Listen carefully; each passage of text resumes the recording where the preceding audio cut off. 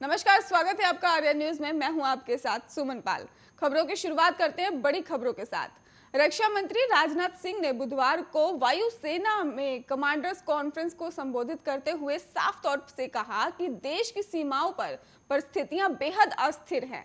इसलिए बेहद जरूरी है कि सेना के तीनों अंगों यानी कि थल सेना, वायुसेना और नौसेना को बेहद शॉर्ट नोटिस पर किसी की आकस्मिक जवाबी कार्रवाई के लिए तैयार रहना होगा। और उन्होंने ये भी कहा कि रक्षा मंत्री ने ये साफ तौर पर कहा कि सीडीएस जनरल विपिन रावत, वायुसेना प्रमुख वी.आर. चौधरी और एयरफोर्स के टॉप कमांडर्स की मौजूदगी में दिया। और इस दौरान उन्होंने कहा कि भविष्य में जो भी युद्ध होगा उसमें वायुसेना की एक अहम भूमिका होगी। ऐसे में वायुसेना को ईआई यानी कि artificial intelligence, big data handling और मशीन लर्निंग के जरिए ही अपनी क्षमताओं को और ध्यान देना होगा।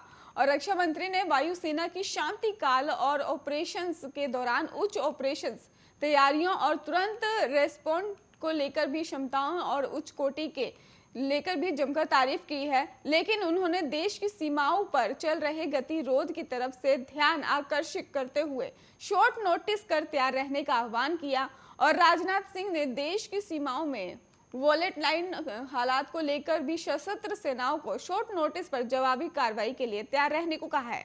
रक्षा मंत्री ने कहा कि तीनों अंगों के साझा थिएटर कमान बनाने जोर देते हुए कहा कि इस दौरान सभी के विचारों और चिंताओं का ध्यान रखा जाएगा। दरअसल देश में थिएटर कमान बनाने को लेकर वायुसेना ने अपनी कुछ ऑपरेशन चिंताएं जो हैं वो जाहिर की हैं। इसलिए रक्षा मंत्री ने सभी स्टेक होल्डर्स के विचारों पर गहनता से मंथन करने पर भी जोर दिया है।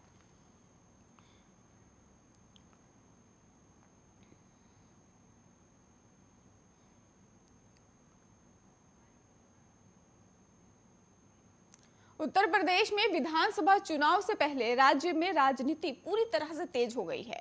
काशगंज की घटना को लेकर सूबे के राजनीति में एक बार फिर से उबाल देखने को मिल रहा है। इस बीच कांग्रेस के महासचिव और उत्तर प्रदेश के प्रभारी प्रियंका गांधी आज उत्तर प्रदेश के काशगंज का दौरा कर सकती हैं। वहीं राज्य सरकार पर हमला बोलते हुए राहुल गांधी ने कहा कि वहां मानवाधिकार नाम की कोई चीज नहीं बची है। इस बीच प्रियंका गांधी ने राज्य के योगी आदित्यनाथ सरकार पर करारा हमला बोला है। उन्होंने कहा कि काशगंज में अल्ताफ, आगरा में अरुण वाल्मीकि, सुल्तानपुर में राजेश कोरी की पुलिस कस्टडी में ही मौत जैसी घटनाएं साफ तौर पर कहती हैं कि रक्षक ही भक्षक बन चुके हैं। प्रियंका गांधी ने कहा कि यूपी पुलिस हिरासत में मौत के मामले में देश में सबसे ऊपर है। मौजूदा सरकार पर हमला बोलते हुए उन्होंने कहा कि भारतीय जनता पार्टी की राज में कानून व्यवस्था पूरी तरह से चौपट हो गई है। प्रियंका गांधी ने कहा कि मौजूदा घटनाओं को देखते हुए कहा जा सकता है कि राज्य में कोई भी सुरक्षित नहीं है।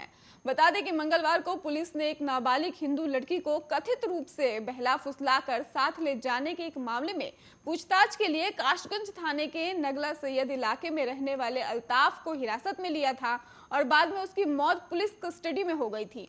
और घटना को लेकर पुलिस कह रही है कि आरोपी युवक ने फांसी लगा ली है। वहीं परिजनों का साफ तौर पर कहना है कि पुलिस कस्टडी में पिटाई के कारण युवक की मौत हुई है। मामला जो भी हो, फिलहाल पुलिस मामले की जांच में जुटी है।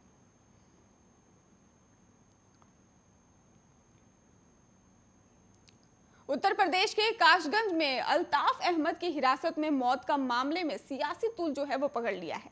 21 साल के अल्ताफ अहमद के पिता ने पुलिस पर उनके बेटे को मारने का आरोप लगाया है। अल्ताफ के पिता चाहत मियां के मुताबिक वो खुद अपने बेटे अल्ताफ को पुलिस चौकी में छोड़कर आए थे और तब पुलिस ने भरोसा दिया था कि वो पूछताछ करके उन्हें छोड़ देंगे, मगर अब उसकी हत्या कर दी गई है। इस मामले में 5 पुलिसकर्मियों को निलंबित कर दिया गया है। और वहीं विपक्षी दल मामले को लेकर योगी सरकार पर जमकर निशाना साध रही है। 22 साल का मृतक अल्ताफ काशगंज कोतवाली क्षेत्र के सैयद अहरोली में रहने वाला बताया जा रहा है और उसे आईपीसी की कई धारा के तहत एक नाबालिग लड़की को भगाने के मामले में पुलिस पूछताछ के मामले लेकर गई थी। और वहीं काशगंज के एसपी रोहन प्रमोद बोत्रे ने बताया कि आरोपी हवालात के टॉयलेट में गया हुआ था।